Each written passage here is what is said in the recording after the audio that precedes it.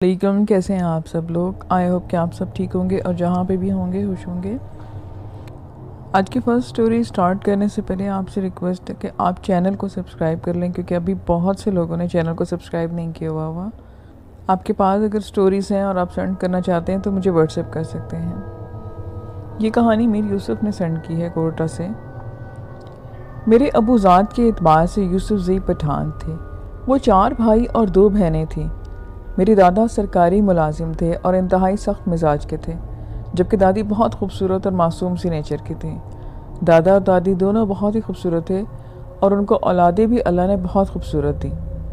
میری چھوٹی پھوپھی تو دادی جان کی اس دنیا سے آتے ہی چلی گئی۔ گھر میں کوئی عورت نہیں تھی جو گھر اور بچوں کی دیکھ بھال کرتی، تو ابو کی خالہ اپنے بچوں کو لے کر آئے دن ڈیری ڈال دیتی، یعنی دادی کی بہن۔ وہ انتہائی سخت دل عورت تھی۔ دادی جتنی سیدھی اور نیک تھی، ان کی بہن اتنی ہی مکار عورت تھی۔ بچپن میں میرے ابو انتہائی سادہ طبیعت کے تھے اور تایا بہت چلاک اور شاطر تھے۔ میرے ابو کو پڑھنے کا بہت شوق تھا، مگر تایا کی چلاک نیچر کی وجہ سے وہ بڑی مشکل سے 8ویں جماعت تک حاصل کر سکے تعلیم، جبکہ تایا نے انٹر تک تعلیم حاصل کی۔ میرے ابو کو گھر کا سارا کام بھی کرنا پڑتا اور چھوٹی بہنوں کو بھی سنبھالتے، جبکہ تایا جان کھیل کود میں رہتے۔ ابو کا بھی دل کرتا کہ باہر جا کر بچوں کی طرح کھیلے، مگر وہ تایا اور دادا کے ڈر سے چپ بیٹھے رہتے۔ اکثر تایا ابو کے ساتھ ہوشیاری کرتے۔ وہ ابو کو کہتے کہ جاؤ جا کر تم باہر کچھ تھوڑا سا کھیل آؤ، صبح سے گھر کا کام کر رہے ہو۔ ابو خوشی خوشی چلے جاتے، اور جب دادا گھر آتے تو تایا دادا کو کہتے کہ میں صبح سے گھر کے کام کر رہا ہوں اور ذریعہ پورا دن آوارہ گردی کرتا ہے، میرا کام میں ہاتھ بھی نہیں بٹاتا۔ دادا پہلے ہی غصے کے تیز نیچر کے تھے۔ یہ سن کر آنکھ بگولا ہو جاتے اور ابو کو بہت مار پڑتی۔ میرے ابو ہر ایک کی بہت رسپیکٹ کرتے تھے، بڑوں کا اور چھوٹوں کا بھی۔ خالہ کے گھر میں آنا جانا تھا۔ میرے تایا ابھی 16 سال کے ہی تھے کہ خالہ نے اپنی ایک دور کے رشتے کی کزن سے میرے تایا کی شادی کی بات کی، تو دادا جان فوراً ہی مان گئے، کیونکہ گھر میں ایک عورت کا ہونا بھی ضروری تھا۔ تو شادی فوری طور پہ ہو گئی۔ ان کی بیوی یعنی کہ میری تائی انتہائی مکار اور چلاک عورت تھی۔ اس کا نام رخشندہ تھا۔ رخشندہ اور میری خالہ کیونکہ آپس میں کزن تھے، تو ان کے دادا ایک ہی آدمی تھے۔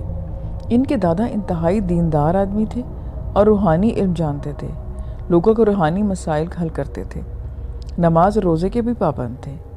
ان کی ڈیتھ کے بعد ان کی روحانی کتابیں خالہ اور رخشندہ نے ان کے حجرے میں سے جا کر چھپ کر چرا لی اور ان روحانی کتابوں کو غلط طریقے سے استعمال شروع کر دیا۔ اپنے ناجائز مقاصد وہ پورے کرنے لگے۔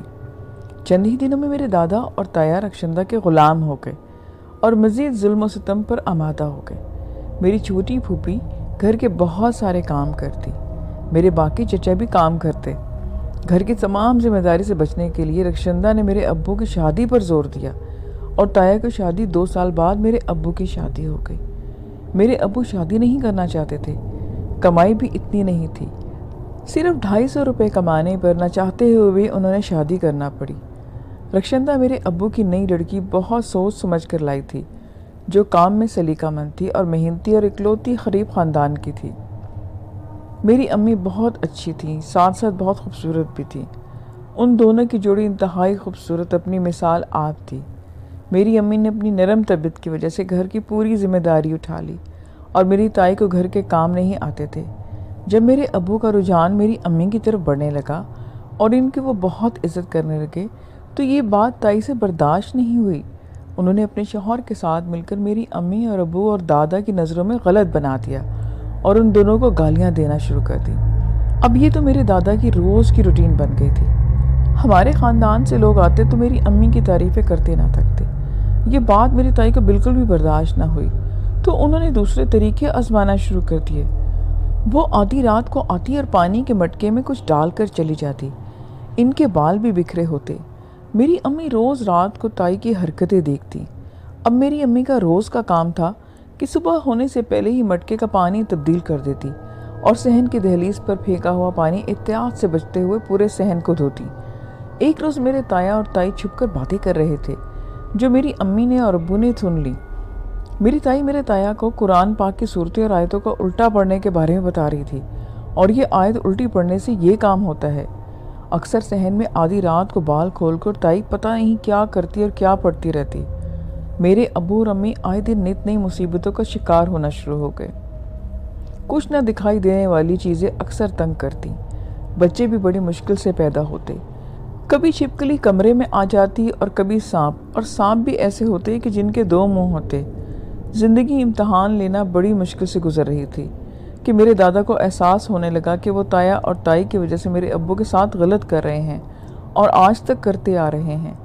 کوڑ جیسی بیماری میں میرے دادا کی خدمت میرے ابو نے کی۔ میرے تایا ان کو ہاتھ تک نہ لگاتے، جبکہ میرے ابو میرے دادا کو نہلاتے اور واش روم تک لے کے جاتے۔ ان کی ہر ضرورت کا وہی خیال رکھتے۔ میرے دادا نے میرے تایا اور تائی کو الگ کر دیا۔ یہ بات تائی کو ہضم نہیں ہو رہی تھی۔ وہ مسلسل اپنی غلط حرکتوں میں لگی ہوئی تھی۔ بچے بڑے بھی ہو چکے تھے اور میرے تایا تائی میرے ابو کی فیملی کو مسلسل نقصان پہنچا رہے تھے۔ اکثر نہ دکھائی دینے والی چیزیں تنگ کرتی، ان کو نقصان پہنچاتی اور گھر میں بیماری رہتی۔ میرے ابو دل کے مریض ہو گئے، وہ بہت بیمار رہنے لگے۔ آخر ایک آخری بار ایسا کیا گیا کہ نوبت بائی پاس کروانے تک کی آ گئی۔ اکثر ہم سب ڈرتے تھے، بہت ساری مخلوق کا احساس ہوتا تھا، ان کا چلنا، پاس سے گزرنا اور نہ جانے عجیب سا ڈر لگا رہتا تھا۔ کافی روحانی علاج کروایا گیا، مگر تمام عالموں کی ایک ہی بات تھی کہ اس گھر میں بہت سارے گندے عمل کیے گئے ہیں، نہ آپ یہ گھر بیچ سکتے ہیں نہ اس گھر سے نکل سکتے ہیں۔ میرے ابو ہاسپٹل میں ایڈمٹ ہو گئے اور ان کا بائی پاس ہو گیا۔ بائی پاس ہونے کے بعد ان کو ایسا لگتا کہ ایک بہت بڑا سا کتا جو ان کے سینے پہ آ کر بیٹھ جاتا ہے۔ وہ ڈر کے درد سے چیخ اٹھتے تو وہ کتا ہاسپٹل کے بیڈ کے نیچے جا کر بیٹھ جاتا اور دیوار پر بہت سارے خوفناک چہرے نظر آتے جو ابو کو ڈراتے اور سونے نہ دیتے۔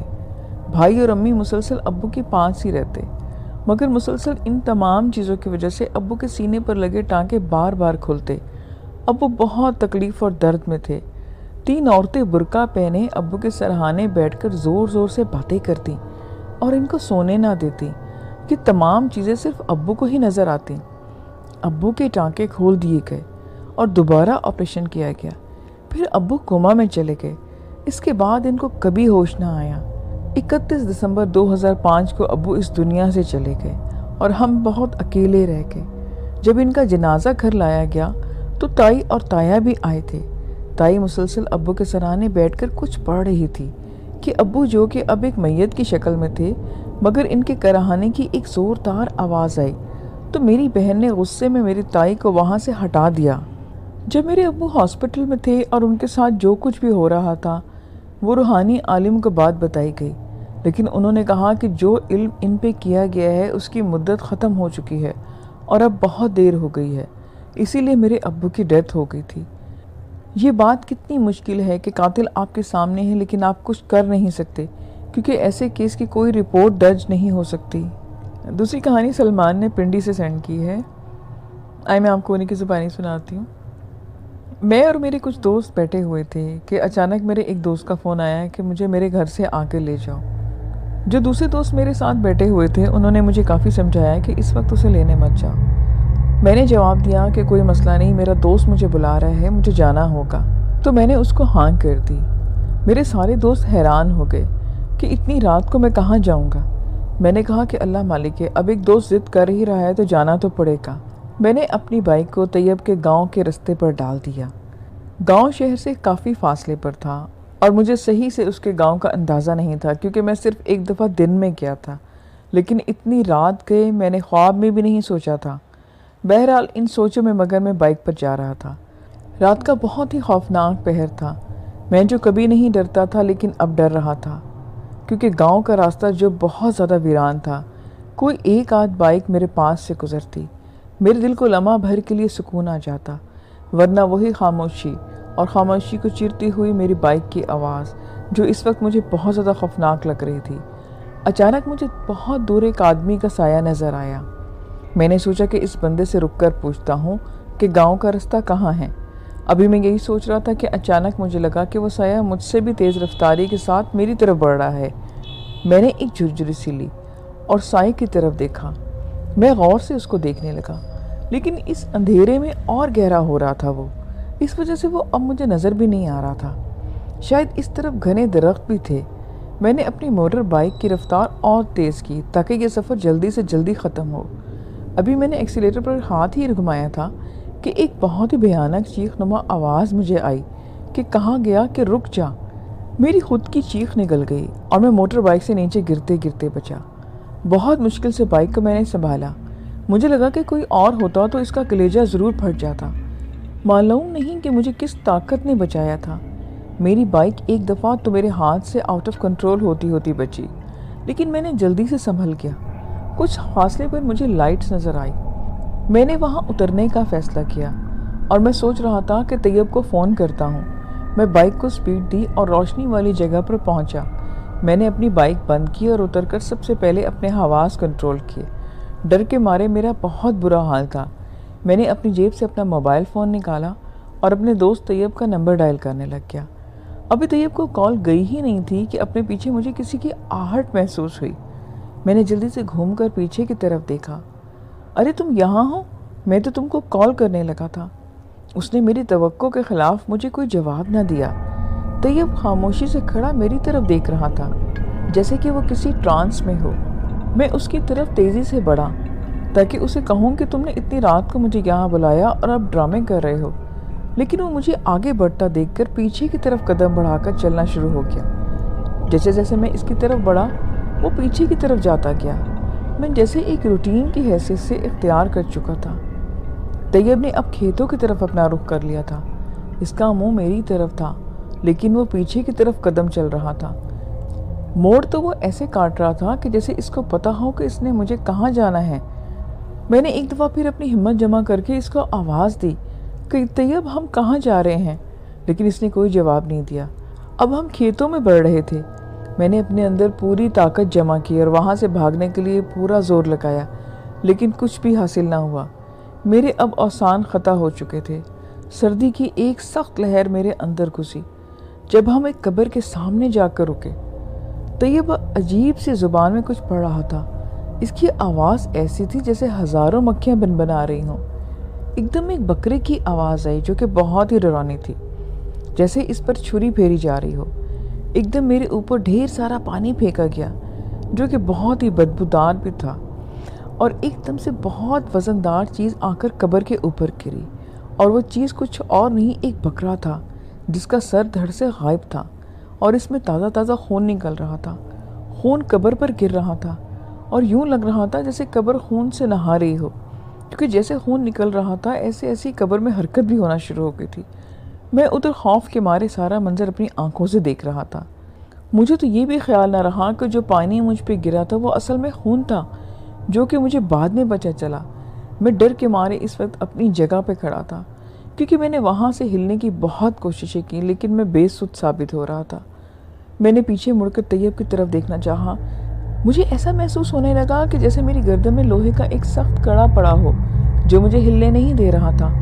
میری حالت اب یوں تھی کہ میرا جسم پتھر کا بن چکا تھا لیکن میرا دماغ چل رہا تھا، آنکھیں سب دیکھ رہی تھی اور زبان بند ہو چکی تھی، حتیٰ کہ میں تھوک بھی نہیں نکل پا رہا تھا۔ اسی دوران قبر سے مٹی کھسکنا شروع ہو گئی اور اس میں سے ایک ہاتھ نکل کر باہر آیا۔ کیا ہاتھ! وہ ہڈیوں کا ڈھانچہ تھا، اور جیسے جیسے قبر پھٹ رہی تھی ویسے ویسے وہ ہاتھ باہر آ رہا تھا۔ وہ ایک انسان نما ڈھانچہ تھا۔ او خدا، میں کس عذاب میں پھنس چکا ہوں۔ اب میرا جسم جیسے آگ کے پاس رکھ دیا گیا ہو اور اس کے شعلے میرے جسم کو اپنی لپیٹ میں لے رہے تھے۔ میں چیخنا چاہ رہا تھا لیکن میری زبان سے جیسے کسی نے آواز نہیں نکلنا دے رہا تھا۔ میری آنکھوں سے پانی بہہ رہا تھا۔ میری انتہا کی بے بسی تھی۔ مجھے اپنی جگہ سے ہلنا تو درکنار سانس لینا بھی مشکل ہو گیا تھا۔ مجھے نہیں معلوم کہ ایک دم سے طیب کہاں سے میرے پیچھے آیا، کیونکہ وہ مجھے نظر نہیں آ رہا تھا، اور میں نے اس کو دیکھا کہ اس کا جسم تو وہی ہے لیکن اس کے سر کی جگہ ایک بکرے کی سر ہے۔ مجھے وہ احساس اس سے پہلے کبھی بھی نہیں ہوا تھا۔ وہ جو بھی انسان تھا اس کے منہ پہ ماسک تک نہیں تھا۔ یہ منظر دیکھ کر میں اتنی شدت سے چیخا کہ ارد گرد کا منظر دہل گیا۔ میری آواز واپس آ گئی اور میں ابھی اور چیخنا چاہ رہا تھا کہ اس مردے نے میری طرف خوفناک انداز میں دیکھا۔ میں آپ کو بتا نہیں سکتا کہ اس کی آنکھیں کیا تھیں۔ وہ دو انگارے تھے جو کہ دہک رہے تھے۔ اس کی شکل سے کچھ واضح ہو رہی تھی، کوئی انتہائی بھیانک تھا۔ وہ میری طرف ایسے دیکھ رہا تھا جیسے ابھی مجھے کھانے کے لیے آئے گا اور میری گردن میں دانت ڈال دے گا۔ میری چیخ کی آواز ایک دم نکلی اور اتنی خوفناک آواز میرے کان کے پردے پھٹ گئے ہوں۔ میرا دل قریب تھا کہ بند ہو جائے گا اور میرا دماغ جو سارا منظر دیکھ رہا تھا ایک دم سے بند ہو گیا، اور جیسے کہ لائٹ بند ہوتی ہیں بلکہ ویسی ہی تاریکی چھا گئی میرے اندر۔ آخری احساس میں زمین کی طرف آ رہا تھا اور دور بہت دور سے طیب کی آوازیں آ رہی تھیں۔ تبھی میں بے ہوش ہو گیا، اور جب مجھے ہوش آیا تو میں اپنے گھر میں تھا۔ پوچھنے پر بتایا گیا کہ کل رات کو میں بے ہوشی کی حالت میں قبرستان سے باہر ملا اور ایک بزرگ کو ملا تھا جو مجھے قریبی قصبے میں لے آئے تھے۔ آج کی آخری کہانی ملک فرحان نے سینڈ کی ہے۔ وہ کہتے ہیں کہ یہ بالکل سچی کہانی ہے جو میں آپ کو سنانے لگا ہوں۔ میرے فادر ایک مولوی تھے اور وہ روحانی علم بھی کرتے تھے۔ ان کے پاس دور دور سے تعویذ کے لیے اور دعا کے لیے لوگ آتے تھے۔ میرے ابو کے پاس گرمی ہو یا سردی ہو تو ابو ان کی خاطر تواضع کرتے۔ غرض کے دور دور سے لوگ ابو کے پاس اپنے علاج کے لیے آتے۔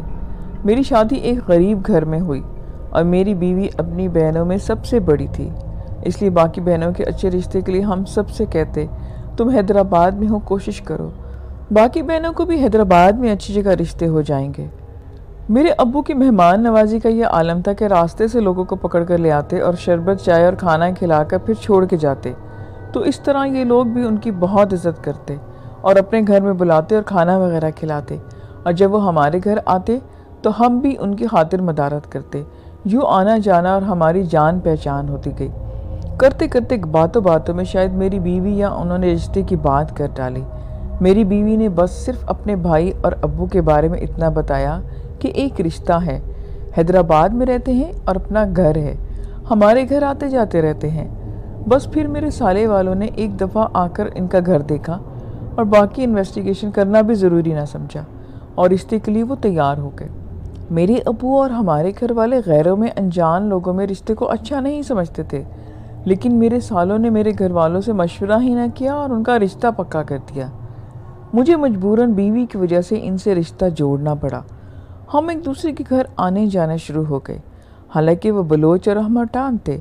پھر آہستہ آہستہ پتہ چلا کہ پہلے یہ شکارپور کی طرف رہتے تھے، پھر خاندانی پرانی دشمنیوں کی وجہ سے وہاں سے چھوڑ کر یہاں پر آ گئے، اور ان کی رشتوں پر پرانی دشمنیاں بھی ہیں، مگر اب کیا ہو سکتا تھا۔ ایک مرتبہ میری سالی اور اس کا شوہر اور باقی گھر والے سب ہمارے گھر عید کی رات آ گئے، اور اب ہم حیران کہ یہ سب کیسے آ گئے۔ انہوں نے بس یہی کہا کہ ہمارے گھر میں پانی نہ ہونے کی وجہ سے ہم نے کہا کہ چلو نہانے کے لیے آپ کی طرف چلتے ہیں، کپڑے تبدیل کر لیں گے اور آپ کے پاس مل بھی آئیں گے، اور صبح کو اپنے گھر لوٹ آئیں گے۔ کچھ دنوں بعد کچھ پولیس والے میرے پاس آئے اور کہا کہ تھانے میں آپ لوگ چلیں، آپ سے کچھ ضروری بات پوچھنی ہے۔ میں سچ ہونے کے باوجود ان کے ساتھ چلا گیا اور گھر والوں کو بھی نہ بتایا۔ انہوں نے مجھے اندر کر دیا۔ میں بڑا تھا، باقی میرے چھوٹے بھائی تھے۔ ابو بیمار اور بہت بوڑھے ہو چکے تھے، بھائی بھی بہت چھوٹے تھے۔ انہوں نے بس اتنا کہا کہ جب ہمارے بھائی نے کچھ نہیں کہا تو انہیں کیوں اندر کیا۔ ہمیں کیا معلوم تھا کہ یہ لوگ پیسوں کے لیے کچھ بھی کر سکتے ہیں، انہیں بس کہیں سے حرام پیسے نکالنے کا موقع ملنا چاہیے۔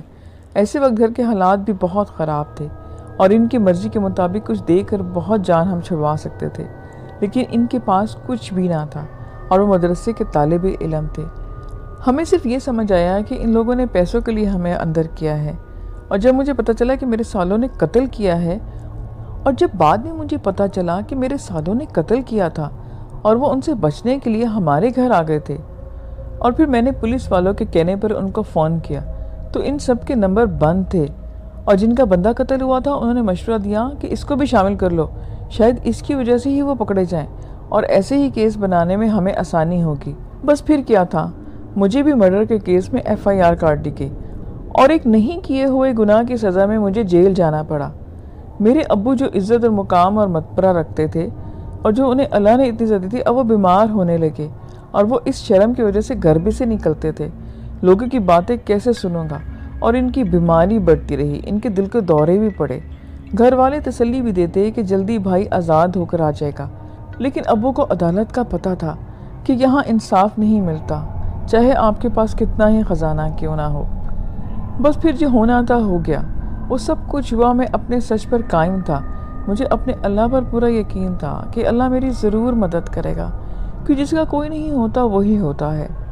جس نے جھوٹی FIR بنا کر مجھے اندر کرایا تھا کچھ دنوں کے بعد وہ دل کے دورے سے مر گیا۔